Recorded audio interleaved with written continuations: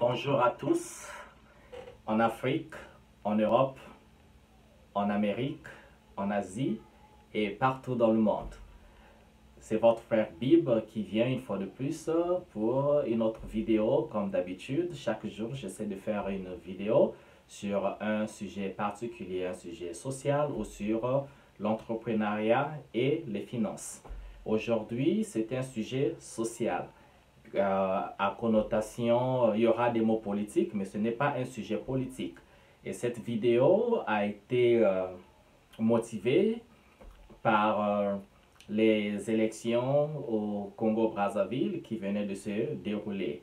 Et quand je parle élection, ce n'est pas pour parler politique parce que ceux qui participent à l'élection, ce sont tous les citoyens du Congo qui donc procèdent au vote. Donc c'est un sujet qui concerne tout le monde, mais on ne parle pas forcément de politique, quand bien même que on n'a pas besoin de faire la politique pour que la politique nous fasse. Donc nous sommes aussi quelque part décideurs et aussi participants, ou nous devons être participants donc aux affaires de l'avenir de notre nation. Et donc je vais adresser donc le bon courage à tous ceux qui ont eu une vision pour le Congo, à tous les candidats qui ont participé et si avec leur vision et une mission qu'ils ont dû établir et un plan social, un projet de société pour justement emmener notre nation vers un lendemain meilleur. Et d'ailleurs, ce n'est que ce que nous, citoyens congolais, nous voulons tous, que le pays se développe et surtout que le pays s'industrialise et en posant bien sûr les bases. Et les bases ici, ce sont les bases de l'éducation, les bases de la technologie, les bases de l'éthique, bien sûr. Et donc, je reviens sur cette vidéo, c'est aussi prodiguer des conseils. Comme on dit, quand on fait partie d'une nation ou quand on fait partie d'une famille, on a des grands frères, on a des oncles, on a des grandes sœurs, on a des tantes, on a des papas, on a des mamans. Et en tant qu'être humain, il arrive que nous dérapons également. Il arrive que nous nous faisions des erreurs. Parce que un être humain, c'est fait pour aussi faire des erreurs. Donc, on a un cœur, on respire, on est émotionnel. Avec des émotions, on arrive à faire des erreurs. Mais par contre, quand on fait des erreurs, il faut aussi accepter qu'un plus petit vous dise que ben voilà, grand frère, ce que vous avez fait peut être corrigé ou peut être amélioré. Et le grand frère également a ce devoir-là de dire merci au petit frère pour un conseil. Parce que le petit frère peut prodiguer un conseil au grand frère et le grand frère, avec fierté, devait être capable d'accepter les conseils d'un petit frère. Moi, personnellement, je dis toujours à mes petits frères, écoutez les gars, je suis votre grand frère, votre aîné, mais je ne suis pas parfait. Et même quand je sers de guide, mais sur cette route, il peut y avoir un dérapage. Mais n'hésitez pas de me dire, grand frère, là, écoute, ça a eu un dérapage. Grand frère, on peut corriger ceci, ça permet de créer dans cette ambiance, cette harmonie au sein de la famille et où chacun aussi reconnaît sa place. Ça veut dire que moi, je reconnais ma place d'aîné et mon rôle d'aîné, et le petit frère reconnaît, mais c'est toujours une relation d'ensemble où on compose ensemble.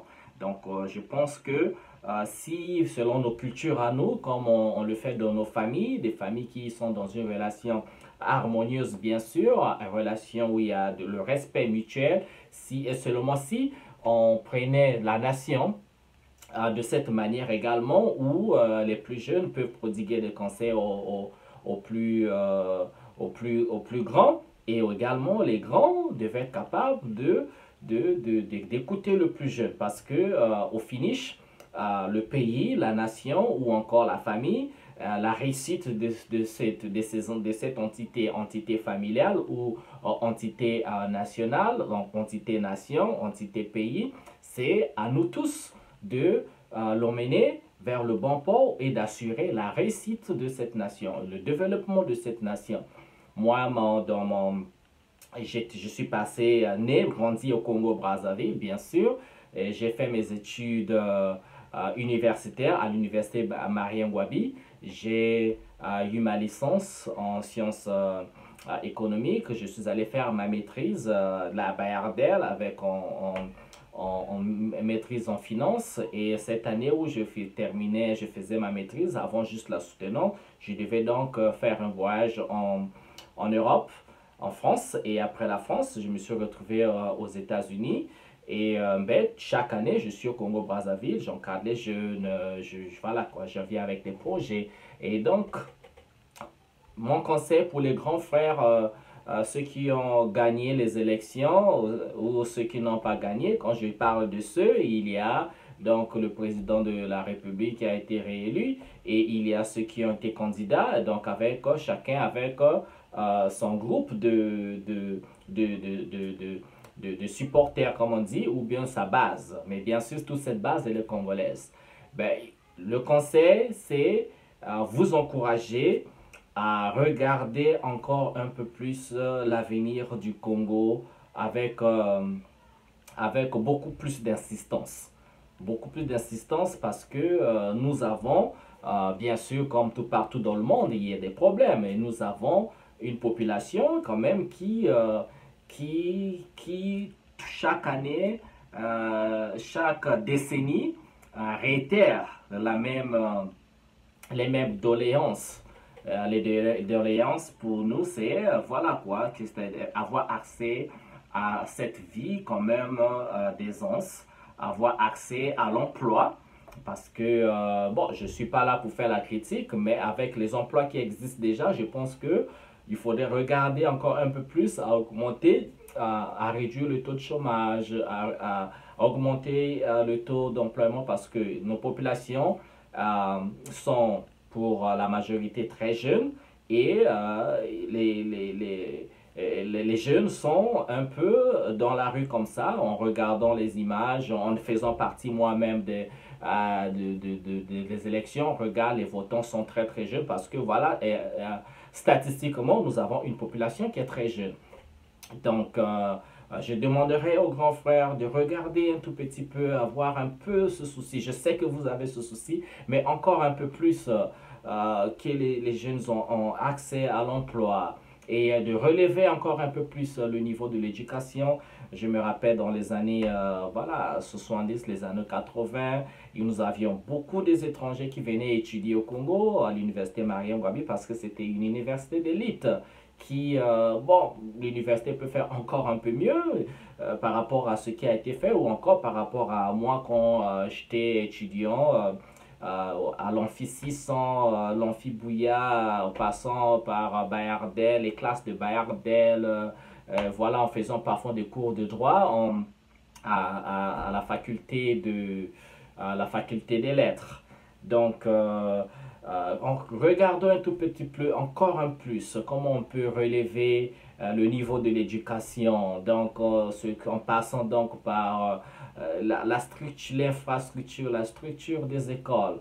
Je fais le tour des écoles où j'ai fréquenté. Quand je vais à Gamboma, par exemple, à Moussa Eta, à Gamboma, c'est là où j'ai commencé l'école, je regarde la structure, je vais à Dolisie, le lycée de Dolisie j'ai fréquenté, le lycée central, je regarde l'infrastructure, je passe à Brazzaville, au CG d'Infilo, je passe à Bakongo, dans l'école de l'amitié, à Wenze, j'ai vécu un peu partout, un vrai Congolais quoi, j'ai vécu partout du nord au sud, mais je pense qu'il y a quand même des efforts qui peuvent être faits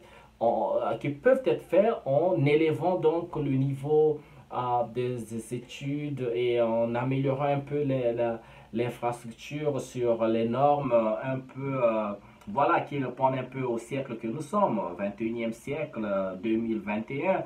Donc, on peut suivre un tout petit peu en améliorant les conditions, qu'il y ait des tables bons, bon, le tableau, peut-être pas toujours ce tableau noir avec des craies, la poussière des craies. On peut peut-être, voilà, avoir voilà, un autre standard, quoi, un peu notre standard, c'est bien possible. Donc, nous, jeunes, nous n'avons que cette volonté d'accompagner les possibilités. Nous avons des idées voilà, qu'on laisse un peu plus la place aux jeunes pour apporter donc leur pierre à l'édifice, un peu plus, un tout petit peu plus, parce que je sais que nos grands frères qui sont là, ministres, députés, quand vous étiez la première fois, vous êtes arrivé au poste de député ou de ministre dans les années 60, bah, je pense que vous étiez des jeunes, les jeunes de ce temps-là. Et les jeunes de ce temps-là, aujourd'hui, il est parfois nécessaire de former donc la relève. Former la relève, c'est garantir l'avenir d'une nation. Et donc, il est besoin de former des leaders parce que je pense que un leader n'est leader qu'à sa capacité de former d'autres leaders. Je le répète, un leader, à mon entendement, n'est leader qu'à sa capacité de former d'autres leaders. Donc c'est bien la nécessité de former d'autres leaders, c'est ça qui va assurer la relève et c'est ça qui va donner la relève et la continuité de cette vision, de cette mission dont on a fait l'architecture pour la nation. Et je ne suis pas en train de critiquer, de dire que ça n'existe pas. Je dis que ça n'existe, mais je dis bien que ça peut s'améliorer. Parce que nous avons encore des problèmes d'électricité, par exemple. L'électricité dans une ville comme Pointe-Noire et beaucoup de quartiers de Brazzaville, l'électricité n'est pas stable. Nous avons beaucoup de délestage et c'est encore un problème d'eau qui existe dans plein de quartiers. Et ça, c'est ce que nous pouvons reconnaître sans pourtant faire de la politique. On dit, bon, c'est une situation qui existe et qu'on peut faire des efforts de pallier à ça avec les richesses que nous avons, avec un peu plus d'efforts budgétaires, on peut arriver à faire le faire parce que je ne sais pas, pour moi, je ne sais pas comment est-ce que mon beau pays, le Congo, arriverait à une industrialisation sans énergie. Comment s'industrialiser sans énergie? Je pense bien avec, voilà, nous avons le second fleuve le plus puissant du monde, le fleuve Congo. Le second après le fleuve d'Amazon en Amazonie, donc au Brésil. Le fleuve Congo, c'est l'un des fleuves le plus puissant. Nous avons les rivières à n'en pas compter. Et pas les moins, des grandes rivières. Il y a la rivière Nyari, l'Ouessé, le Djoué, il y a la Lankeni et plein d'autres rivières comme ça que nous avons au Congo. Et voilà, n'en parlons même pas des pluies. Donc nous avons de l'énergie qu'on peut récolter par la puissance de ces rivières, de l'énergie récoltée par exemple avec des éoliennes, le vent, et nous avons encore quoi? Le soleil. Donc avec ça, je pense qu'on a plein de sources comme ça pour industrialiser le pays avec toutes ces sources d'énergie. Et en dehors de ça, nous avons la richesse de l'Afrique en général, ou bien du Congo en particulier, ça se dit plus. Tout le monde sait, tout le monde nous envie, tous les continents du monde envient l'Afrique quand même. L'Afrique, c'est le continent le plus riche du monde. Il n'y a pas un seul continent plus riche que l'Afrique en termes de matières premières, et moi je crois même en termes de cerveau. Parce que bon, il y a beaucoup de fruits de cerveau, nous avons des grands cadres, des génies africains, des génies congolais qui travaillent dans des grandes sociétés en France, en Europe, aux États-Unis, à la NASA, et ils sont partout. Plein des inventions que nous voyons aujourd'hui, que nous pensons que ce sont des inventions faites par nos amis ou nos amis européens, nos amis blancs, comme on dit souvent. Non, mais pas du tout. C'est pas du tout ça, mais c'est des Africains, des Congolais qui sont vraiment l'élite et qui ne demandent qu'une chose, rentrer chez eux et implémenter. Donc tout le savoir à implémenter, comme a fait la Chine. Aujourd'hui, la Chine devient une puissance économique, la première puissance économique, une puissance nucléaire, une puissance spatiale. ben, la Chine a connu un peu la colonisation des Britanniques, la colonisation des Japonais. Mais ils avaient dit tout simplement non et ils ont envoyé leurs étudiants, des gens étudiants un peu partout, en Amérique, en Angleterre, au Japon même, et rentrer en Chine bien sûr pour développer, faire de la Chine ce qu'elle est aujourd'hui. Il n'y a pas de miracle. Moi, je pense qu'il n'y a pas de miracle. J'ai eu le privilège de voyager un peu dans ces pays-là, en Corée du Sud, aux États-Unis, un peu partout, en France. J'ai été jamais impressionné. Jamais impressionné parce que j'ai dit nous Congolais, mais on a le savoir, le Congolais, l'Africain, on a le savoir, nous avons cette intelligence. Il suffit juste d'accompagner cette intelligence. Donc je demande aux grands frères de définir un peu des priorités. Est-ce que les priorités seraient donc l'énergie, l'eau et l'éducation aussi? Parce que, bon, en toute vérité, je ne vois pas un avenir pour une nation sans éducation. L'éducation, donc cette école-là qui passe par aussi, voilà, ce qui se passe aux autres, les recherches qui se passent chez les autres en Europe, aussi ce que nos philosophes et nos scientifiques qui ont fait, se comparent souvent la science traditionnelle ou voilà, la médecine traditionnelle dans tous les domaines, que ce soit de la médecine, de la technologie, de la mécanique, tout ce que vous voulez. Nous avions ça, ça a toujours existé en Afrique. Et sans parler de la culture, bien sûr. La culture qui était un élément de base qui forme la moralité. Qui donne une bonne base éthique d'une société. Surtout chez nous, n'en parlons pas. Culture de la danse, les masques, les statues, culture de la philosophie dans chaque groupe ethnique, les langues que nous avons. Mais c'est incroyable, mais oh, il y a de quoi nous envier. Un petit pays comme le Congo-Brazzaville, on a près de 60 groupes ethniques, 60 langues. Le Congo démocratique, n'en parlons même pas. Plus de 250 groupes ethniques, n'en parlons pas. C'est une richesse. Et quand on parle de la richesse minière, mais c'est un secret de polichinelle. Un vrai secret de polichinelle. Tout le monde sait qu'on est riche avec voilà, le diamant, le fer inexploité quand on va à Mayoko, mais c'est du fer. Le bois, n'en parlons pas. La forêt Noabalendoki, la forêt du Mayombe, tout le massif du Chahu, la terre fertile, mais n'en parlons même pas des terres quand on va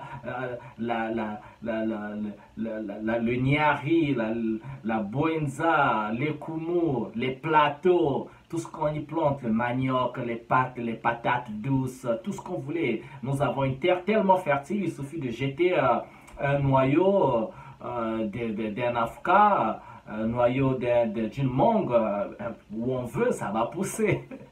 Ça va pousser.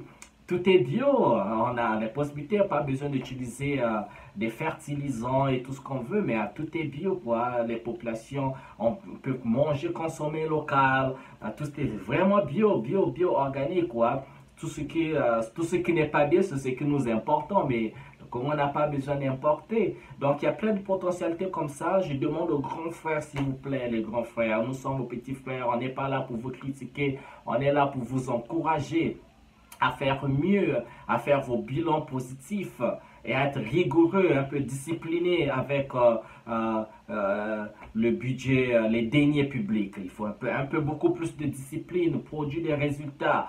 On a besoin des résultats, faire les bilans. Annuellement, quand le bilan n'est pas fait, il faut reconnaître la défaite. À un moment donné, dire bon, j'ai pas travaillé. Le petit frère dit bon, parfois le petit frère peut faire un peu mieux. Ça sert à rien. Travaillez avec les petits, travaillez avec nous, vos petits frères. Travaille avec nous, on peut travailler ensemble, dire bon grand là ça n'a pas marché, bon le grand peut se mettre de côté, regarder le petit frère, voilà montrer quoi, ça veut pas dire que bon le grand ne connaît rien, non mais c'est pas ça, on va améliorer parce que le but ici c'est donner une image, pas seulement une image mais vraiment faire de notre nation une nation forte dans tous les domaines.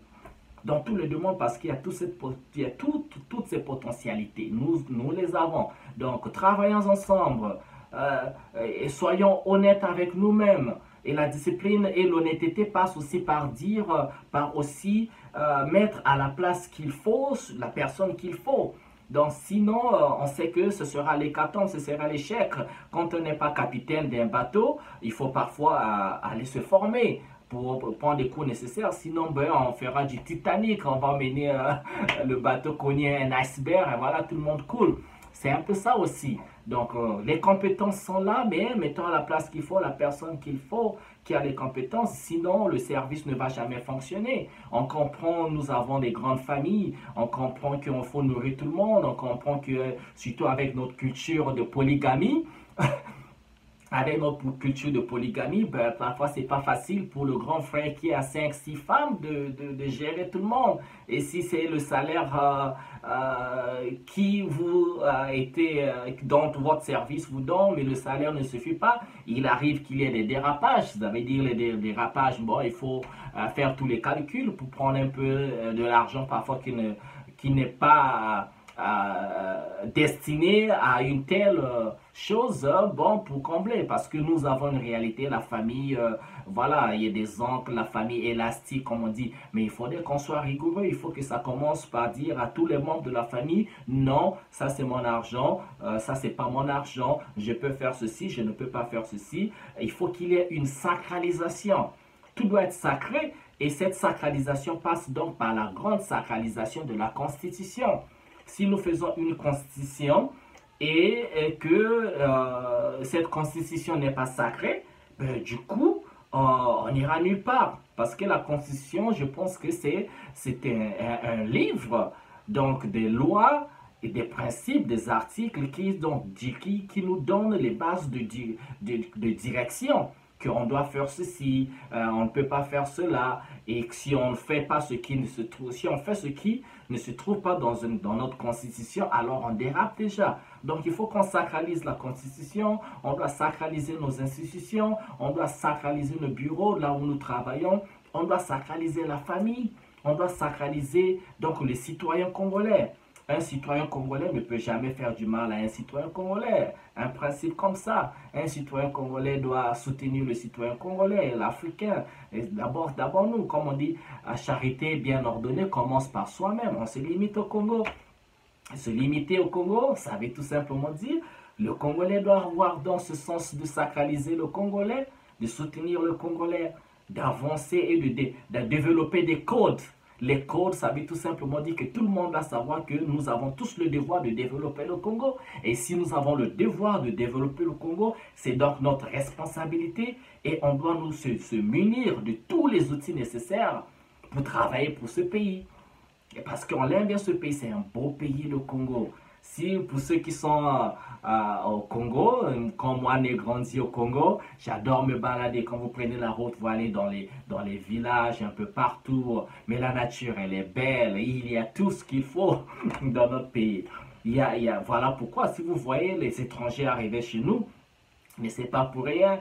Les Européens ne viennent pas chez nous où ils s'accrochent à l'Afrique comme des sangsues, c'est pas pour rien. Je le dis bien comme des sangsues, mais parce que voilà, la survie de l'Europe aussi, surtout de la France, ça dépend aussi des richesses qu'ils trouvent en Afrique. C'est un cycle de polichinelle quand même. Il n'y a pas les richesses que nous avons de pétrole, je n'ai même pas parlé de pétrole. Les richesses que nous avons, il n'y en a pas en France, il n'y en a pas en Europe, il n'y en a pas aux États-Unis, il n'y en a pas en Chine, en Asie. Non, nous avons des richesses uniques en Afrique, donc ce qui fait que c'est à la fois une bénédiction et parfois aussi, voilà, je ne veux pas parler de malédiction, mais quand même, utilisons ça. Donc voilà, c'est un message pour nos grands frères, s'il vous plaît. Je vous bête à Maboko, na beti bino Maboko, mais PCB no Maboko. Travaillons ensemble, définissons les priorités, amenons notre chère, notre belle nation vers le bon port. C'est un message de votre petit frère Bibéné, donc né au Congo, grandi au Congo. Donc, fréquenter au Congo les écoles, que ce soit Gamboma, Dolisie, Pointe-Noire, lycée Victor Auganière, Brazzaville, un peu partout. Un vrai Congolais, quoi. Mwanamboka. Donc, merci pour mes encouragements à tous. On est ensemble, travaillons pour construire notre pays. J'espère que mon message va passer et bien le bonheur chez vous. Merci. Ciao, ciao.